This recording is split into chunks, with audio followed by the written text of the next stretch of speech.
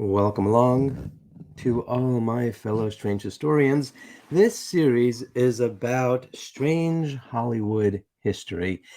And I was just working on a video about Johnny Depp's strange career, and we're talking about him and Al Pacino and some other gentlemen hooking up in order to produce a movie about Modigliani.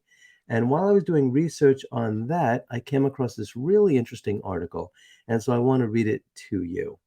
It's about the story of Scorsese, Martin Scorsese, and Al Pacino's doomed 80s Modigliani movie. And so let me see what information I can get about that. The article, I skimmed over it.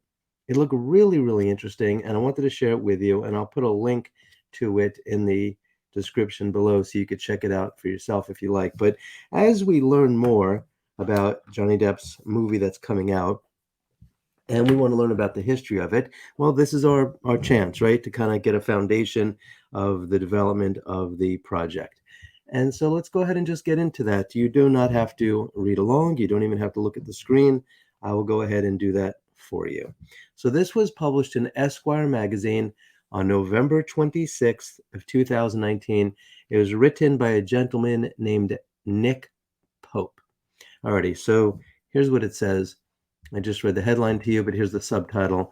The pair, this would be Scorsese and Pacino, failed to get their biopic of Italian artist Modigliani off the ground during an era of Hollywood cost cutting.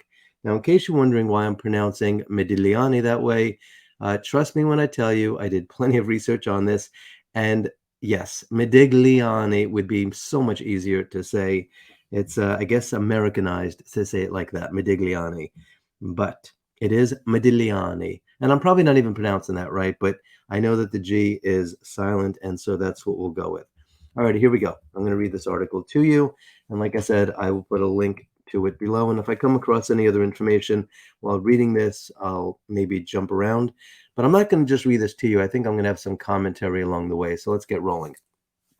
All right.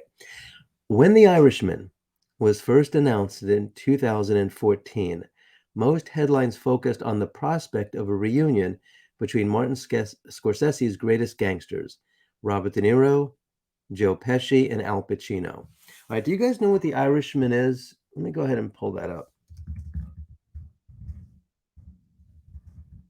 For those who don't know, let's see what information I can find on that. I'll just jump to Wikipedia. That's an easy source.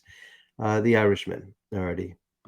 It is based on the 2004 nonfiction book, I Heard You Paint Houses by Charles Brandt. So let's just see the plot. In a nursing home, elderly Irish-American World War II veteran Frank Sheeran recounts his time as a hitman for the Italian-American mafia. In 1950s Philadelphia, Sheeran works as a union delivery driver where he starts selling some of the meat shipments to a local Philadelphia Italian-American gangster known as Skinny Razor. All right, so let's just see what we got here. Basically, it's about Jimmy Hoffa. All right, so if you've not seen the movie, I've seen it. It's excellent. So check it out when you get a chance. But yeah, it's about the whole Jimmy Hoffa story, which we'll talk about that another time. Okay, so let me continue. Of course, no finger-wagging film buff worth their IMDb Pro account could pass up that kind of open goal. And then here's a quote. Well, actually, they all piped up in unison, eye rolling the earth off its axis. And here's the rest of it. That's a common misconception. Martin Scorsese and Al Pacino have never worked together, actually. End quote. And it was true. Pacino had starred alongside De Niro multiple times in Heat and buddy cop movies. Movie Righteous Kill. Never saw that. As well as in The Godfather, Part 2. But he never performed with Pesci before his Netflix debut, and somehow, through some kind of tear in the fabric of time, had never collaborated with Scorsese either. But that doesn't mean the shared desire wasn't there or that they didn't come close. Okay, so I read a little bit of this in my previous video, but I'm going to go ahead and continue on. Back in the 80s, The pair teamed up to pitch a biopic about the tragic 20th century painter Amedeo Modigliani, but were foiled by their own faltering box office returns and a Hollywood system in panic mode. By the way, if anybody thinks I'm pronouncing Amedeo incorrectly or Modigliani, please go ahead and mention that in the comments below, and we will see how that goes. All right. It was Pacino who first wanted to bring Modigliani's scandalous life story to the big screen. The Italian Jewish artist, best known for his controversial paintings of nude, long limbed women, was regarded as an inveterate playboy and drug addict in the early 1900s and died from tuberculosis at the age of 35, closely followed by his pregnant wife, is it Jean Hubertin, who threw herself out a window 2 days later. Yeah, I mentioned this in the previous video about this. Yeah, she was pretty distraught. Jumped out of a window 2 days later. My God. His opium-fueled exploits in the bohemian backstreets of Paris were made the subject of an off-Broadway production. Modigliani, a play in 3 acts by Dennis McIntyre in the late 70s. Pacino was certain it would make a great film. Yeah. So this gentleman, Dennis McIntyre, is no longer with us. I would love to have seen a play like that.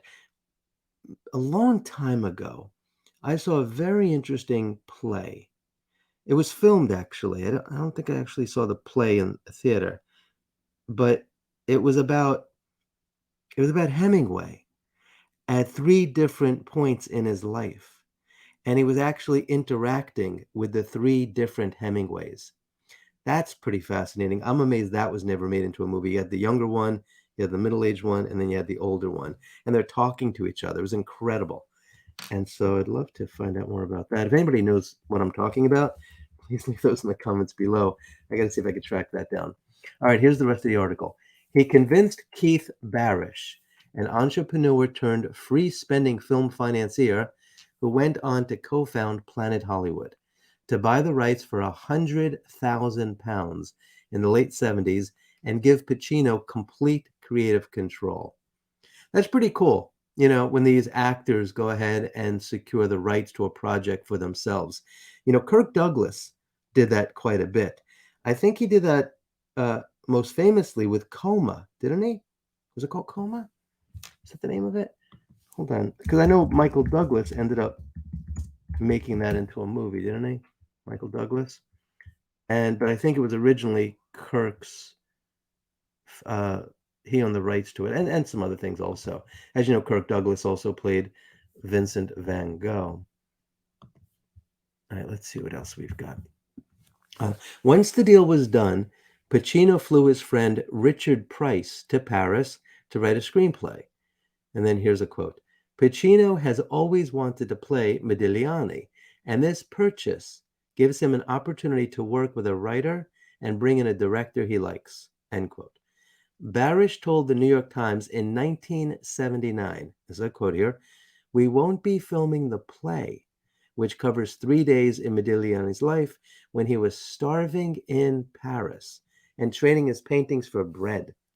The play will simply be the basis for a movie script."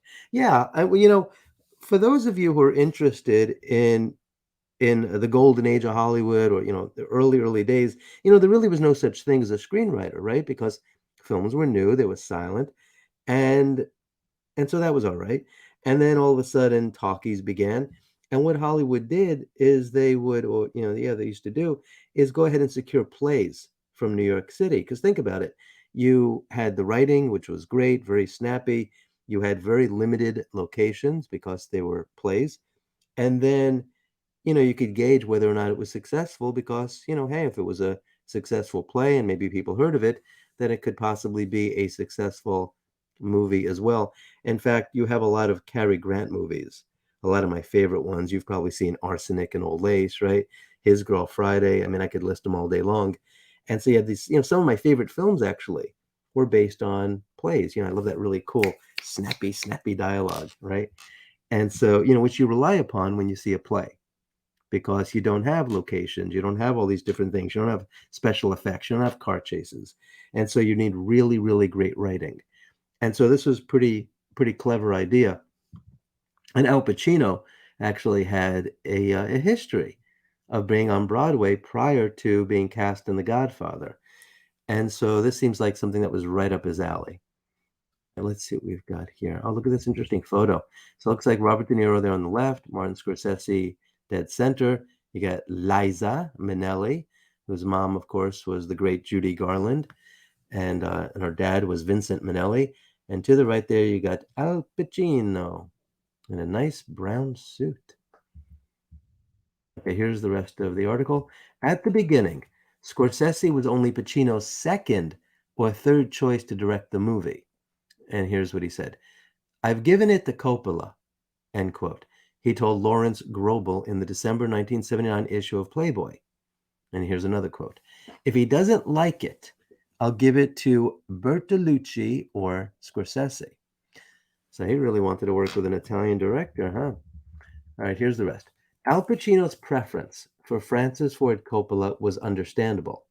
The pair grew close after the director fought with studio heads to cast the actor as Michael Corleone in The Godfather, and he was coming off the back of a Palme d'Or win for Apocalypse Now, which Al Pacino turned down for fear of falling ill in the Dominican jungle.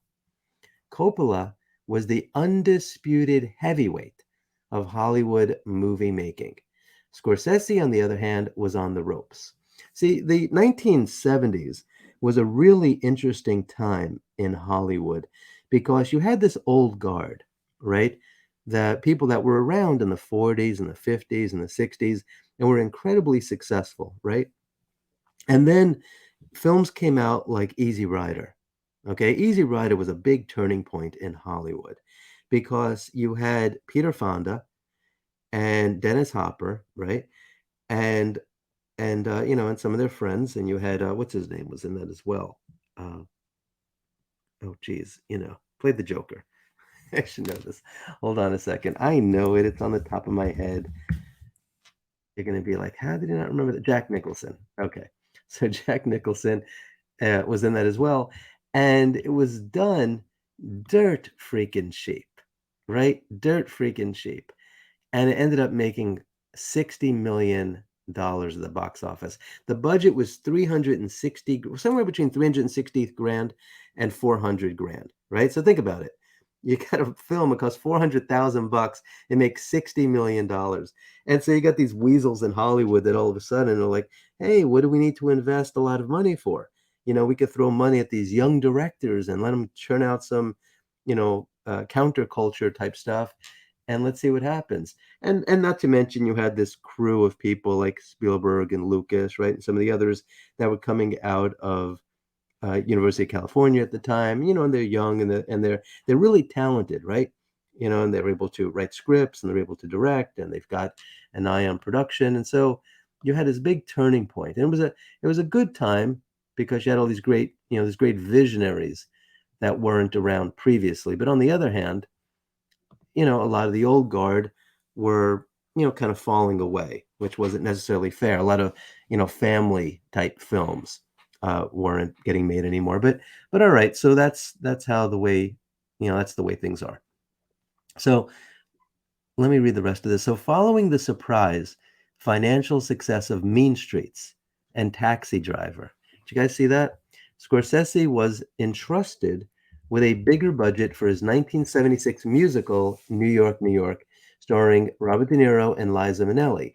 But the film earned just a little over its $14 million budget. Yeah, come on. I don't know. Well, I mean, the 70s, you did have musicals going on, didn't you? Right? I mean, Hair. Did you ever see Hair with Treat Williams? Right? That's a great, great movie. And I think, was that 76? That was the great Milos Forman, who, by the way, never made a bad movie. Every movie that, I mean, we're going to talk about Hollywood history. We'll talk about Milos. Milos actually is from the Czech Republic, but he came along. So okay, so you had Treat Williams and Hair, you had John Savage, you had Beverly D'Angelo, You had Donnie Dacus, who played Woof. He was in Chicago. You had Annie Golden. She was awesome. You had this gentleman named Dorsey Wright. Great movies. Oh, that was 1979, was it? Okay. But either way, you had a lot of great. You had Jesus Christ Superstar, right? You had Grease as a film. So all right. So you can imagine that there were a lot of things going on at the time. And so it would be perfectly reasonable to say, yeah, let's go ahead and do a musical and see how it goes. And with Robert De Niro and Liza Minnelli, how can you go wrong? So let me go ahead and read this. And ruthless critics suggested the 30-year-old, 32-year-old auteur simply couldn't handle the pressure of a huge Hollywood production. Wow. Martin Scorsese was 32 years old. Amazing, right? Okay, Scorsese took the backlash personally, accusing them of treating his box office failure as some kind of comeuppance for his art house success. That's interesting.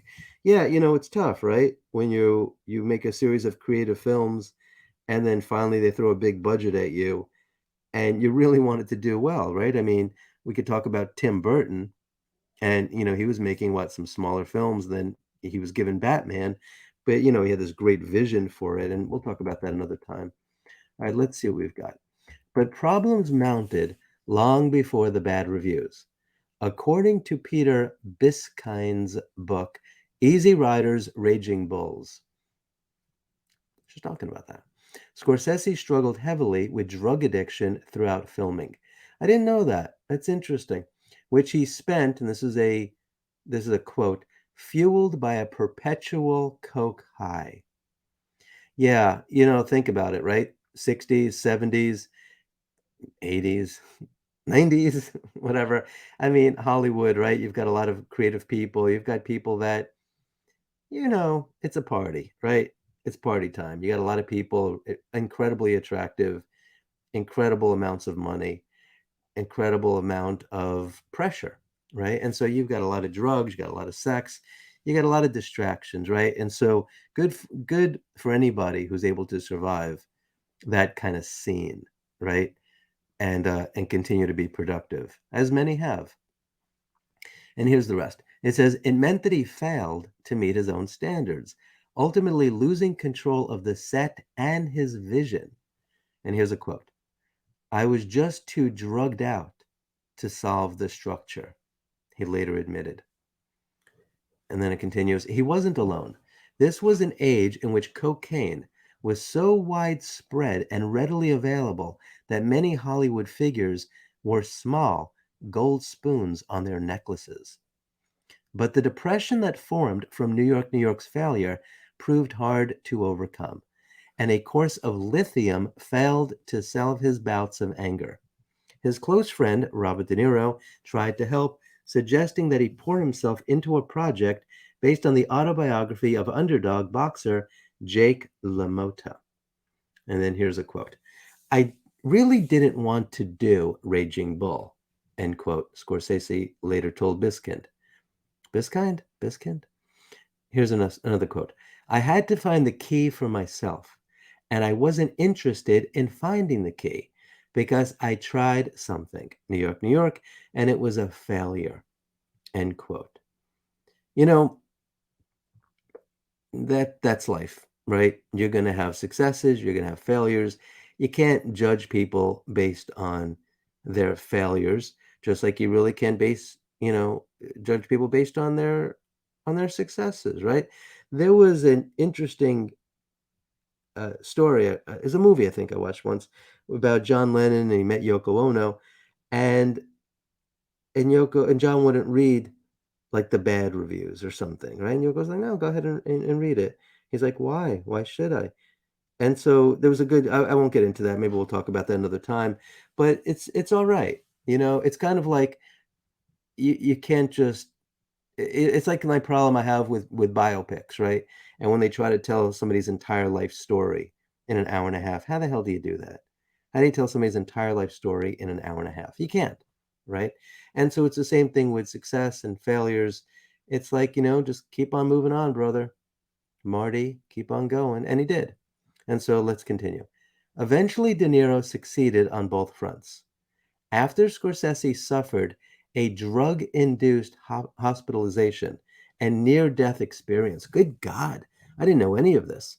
The actor helped him kick his cocaine habit for good and finally convinced him to direct Raging Bull, despite his lack of interest in boxing and sports in general. The 1980 film, shot in black and white and featuring Joe Pesci in his first major role, and my God, if Joe Pesci is a gift from the gods, isn't he? Is there anything that he has been in where he hasn't been absolutely stellar? Everything. I mean, listen, you saw My Cousin Vinny. Of course you did. But that's just tip of the iceberg.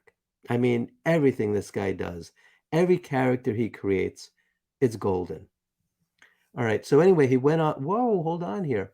The film went on to win 2 Academy Awards. It's often credited as being one of the greatest films of all time. Oh yeah. Oh yeah. It's a good film. You got this great. If you haven't seen it, I mean, I'm not interested in boxing, right? But I mean, you watch something like this, and it's just fascinating. You know what it is? It's uncomfortable. It's uncomfortable to watch it because, in many ways, the main character is so incredibly unlikable. And yet, you're following around the unlikable character throughout the movie. I mentioned this recently. Was it where I was saying about Bonnie and Clyde with Warren Beatty and Faye Dunaway, where you were actually hanging out with bank robbing, bloodthirsty murderers, right? Two lowlifes, and you're hanging out with them the entire time. There's been movies about Dillinger also, and Dillinger's so likable, and it's like, what is going on here? But that's the magic, isn't it, of storytelling, of filmmaking, that you're able to say, all right, well, let's go on to this side and let's look at it from this person's shoes and see it from their perspective, which is fascinating because that's, it's a good lesson to learn in life, isn't it? To try to see things from different angles, right? And try to see, well, what if I'm in that position? And it makes you more sympathetic, it makes you more compassionate, makes you more understanding when you see things from other people's perspective. I think it makes you a better person and a kinder person, right? All right, let's continue. Although not at the time, okay, weird sentence. How come it says although not at the time? Let me read this. It's often credited as being one of the greatest films of all time. Okay, so that's one sentence. And it says, although not at the time. Okay. It opened to mixed reviews and made just $5 million over its budget. You know what's weird about a sentence like that? And it's not the writer's fault. It's like, how many people would love to have a business where you made 5 million bucks? Right? Hey, right? 5 million bucks. What's wrong with that goal? You think to yourself, hey, we only made 5 million bucks. It's like, chill out. What's wrong with 5 million smackaroos in the bank? All right, here we go. While it fared better than New York, New York, Scorsese's underwhelming box office returns were hurting his ability to demand big budgets from studios. Then came Heaven's Gate. In 1978, Michael, is it Cimino, won the Best Director and Best Picture Oscars in 1978 for The Deer Hunter. Ooh, The Deer Hunter. There's a movie. Oh my God. We'll talk about that another time.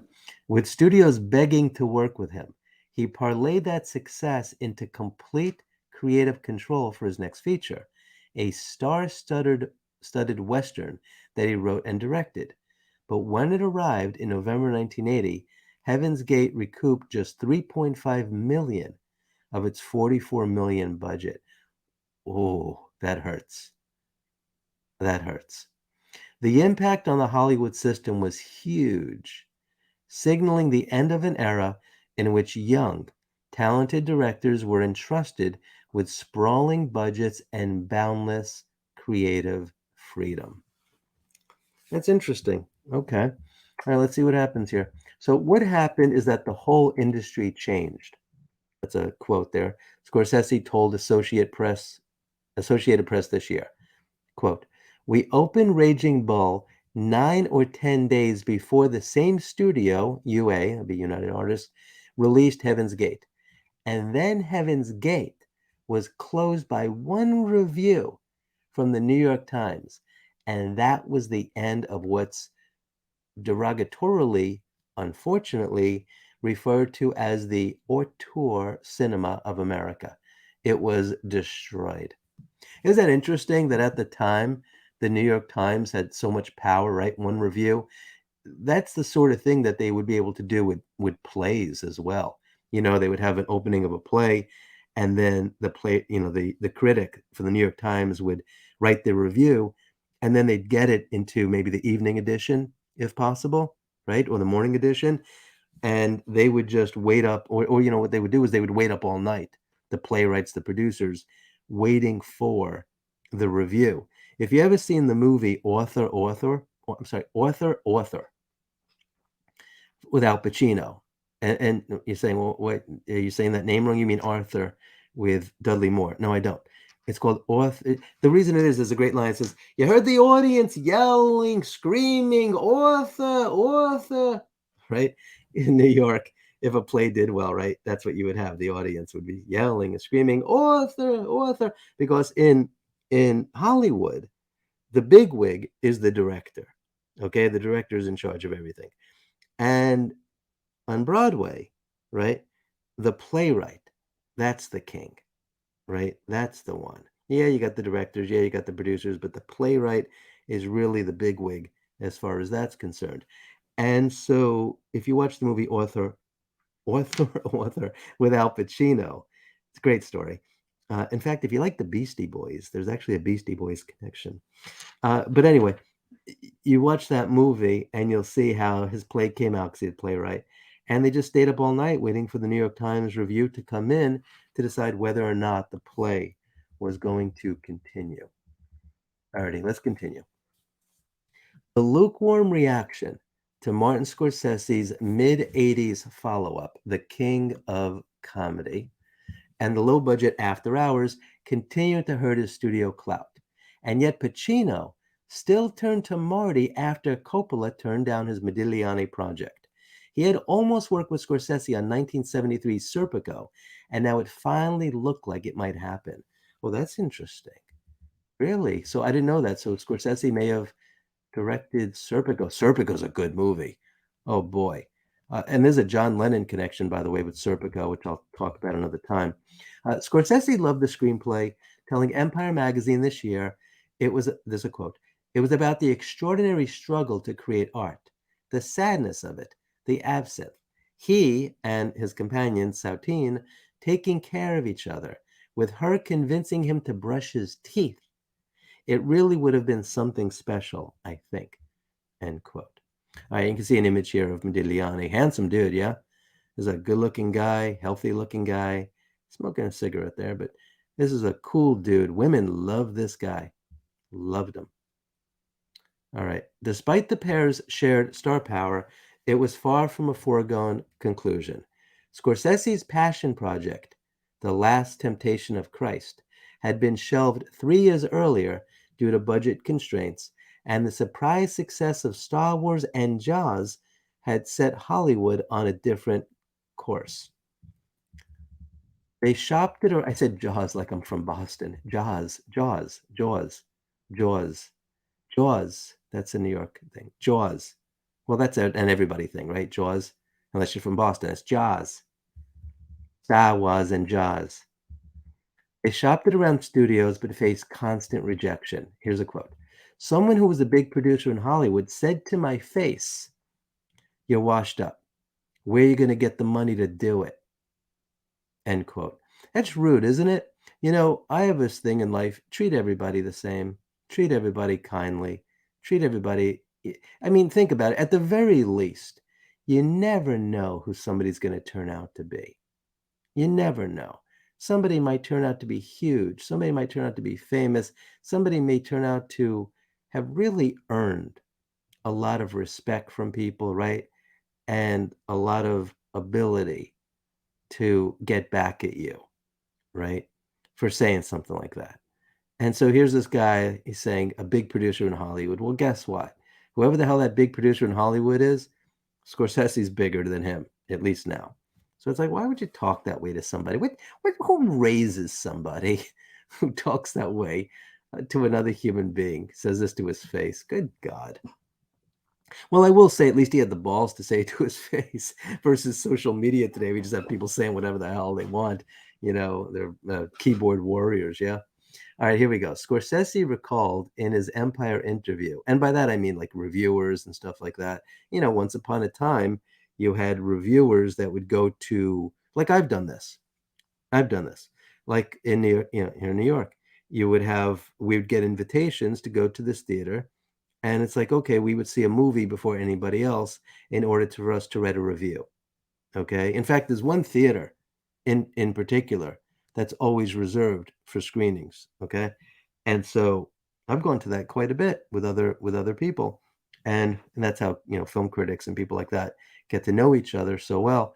And so, it's like you see each other face to face, right? And now you got reviewers that who the hell knows who the hell they are, right? So, all right, let's continue on. I didn't have the influence anymore. I was from a certain period.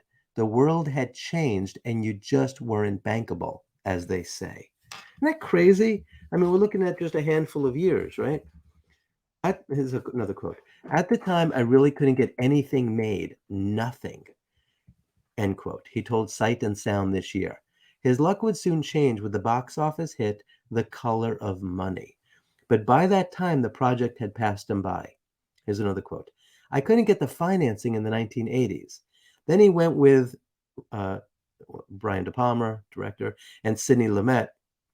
So it's a whole other thing, he told Spike Lee's Director's Cut podcast. Meanwhile, Al Pacino's passion for the project appeared to wane. His role in 1995's Revolution was a commercial and critical failure, which may have had some influence on his unexpected decision to take a 4-year hiatus from film and return to theater. The early 90s were a more successful time for both Scorsese and Pacino. Goodfellas, Scent of a Woman, Carlito's Way all raked in money and acclaim. But Modigliani never drifted from their thoughts entirely. And when a script from a young Scottish writer called Mick Davis arrived on Scorsese's desk, the wheels started to turn again. Here's a quote. Martin Scorsese told me it's one of the best screenplays he's ever read and can turn into either a movie or a theater performance. End quote. Davis told Romanian publication Zarul Metropolis in 2014. The director advised that he be signed up to a big Hollywood agency. Quote, Scorsese never made the movie, end quote. Davis told The Independent in 2014, but it got me in the door. The script found its way to Al Pacino and 20th Century Fox, who owned the rights to the film by that point. Seeing potential, they suggested Davis combine his script with the previous version shopped around by Scorsese.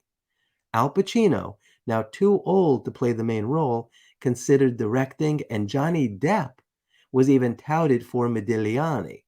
But Davis says he struggled to make it work. Interesting. This is 2019, you guys. Quote, I hated the script because the play took the spirit out of the character and made him dark and depressed. I wanted to do a movie about a man who loves life. I got scared because that beautiful story was going to be taken by somebody else, end quote, he told The Independent. When the studio's option ran out, Davis took the brave decision not to renew and pursued the project himself. Quote, everybody thought I was mad, but I wanted to do Modigliani my way, end quote. He spent a decade fighting to get the £10 million art house film funded and finished, ultimately directing the movie himself, all in a bid to prove the doubters wrong. But sometimes the doubters are right. Released in 2004, Modigliani was a critical and commercial bomb, currently sitting at 4% on Rotten Tomatoes. Starring Al Pacino's much too old Godfather III castmate Andy Garcia as the tragic painter. He was 48 at time of filming. The New York Times described it as a textbook outline of how not to make the life of a legendary artist. Yeah, I saw that movie. I kind of forgot about it. I like Andy Garcia, I like Modigliani, but yeah, I kind of forgot about it. While Davis's filmmaking chops can be called into question, his dedication to Modigliani's memory surely can't. Quote, I spent years really struggling to climb this mountain. The project died so many times, but I never gave up, end quote. He said at time of release, quote, it is the story I wanted to tell, end quote. In the 40 odd years since Hollywood turned away from auteur driven cinema, spendthrift streaming services have arrived to fulfill that same role, which begs the question, if a Modigliani nude can still fetch 157 million at auction, how much would Netflix pay to reunite Scorsese and Pacino for one last passion project? This time around, you imagine they'd have stiff competition. Very interesting. So, and look, you got this great photo right here. Robert De Niro, Martin Scorsese, I guess that's his. Yeah. And Al Pacino. End with this picture of Scorsese. All right, so that's it, you guys. I've got a lot of videos coming down the pike. I've been working on this Hollywood history concept for a long time, and something now with Johnny Depp's career that we're covering. And so we're just learning the ground, getting the groundwork here, because Al Pacino and Johnny Depp have teamed up with an Italian actor and a French actor who are very well known, well regarded in their own countries.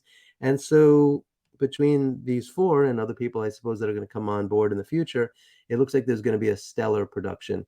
Be very, very exciting. I don't know if Robert, I'm sorry, if Johnny Depp is even going to be in it or if he's just directing. So we shall see as time goes on. But I wanted to share this story with you. I wanted to share this article. It's very interesting. It's in Esquire, and I will actually post it in the description below. So look for that. All right, you guys. So this concludes this episode about strange Hollywood history. What do you think about this forthcoming film to be directed by Johnny Depp and starring Al Pacino? Are you excited about it? I am. Do you like biopics? Do you prefer biopics? I don't know. A lot of people, I always think, to be honest, truth is stranger than fiction. Okay, I like magical films, right? I like sci-fi type stuff. I like fantasy type stuff, but I really love biopics because I think that the greatest writers in Hollywood or in New York uh, can't even imagine some of the incredible things that have happened in real life. Okay. You take stories like Thomas Jefferson, John Adams, Benjamin Franklin, right? I have an interest in the founding fathers, all these great artists. You couldn't make up this kind of stuff, right? And so I like these kinds of things. If you enjoy this video, kindly like it. Please share and subscribe and hit the notification bell. And please become a member of my channel. If you want to support my research, and trust me, I got a lot of research going on. I've got researchers I work with. I've got writers that I'm working with. And so, and when that's the case, I make it clear. But, or unless they don't want me to tell them, then I don't. But anyway, if you want to hear more shows like this, please click on the link below and you can see how you can make a donation directly to me. You can actually do that below. It's called a super sticker. So you can go ahead and do that below. Comments need to be approved, but you can go ahead and write it. And if it's cool, it gets approved by my assistant. And if it doesn't, then it won't. It should be fine. Be nice. Um, but anyway, kindly like, share, and subscribe. Hit the notification bell. Please become a member of my channel. You could also, if you want to support my research, like I said, click on the link below. You can learn how to make a donation directly to me. You could also learn how to join me on other platforms where I post exclusive content. That would be Patreon. So join me on that. Kindly be kind to other humans. You never know what they're going through in their life. And it could be good stuff. It could be bad stuff. You never know. And so be kind to people. Treat other people the way you would want to be treated online and in real life. Okay. So yes, be kind to other people and be kind to non-human animals and don't eat them. I don't eat them. They don't like it. Nobody wants that. Do yourself a favor and go to a local shelter and adopt a cat or a dog. You'll be very glad that you did. Until next time, my fellow strange historians, I wish you safe travels on all your journeys.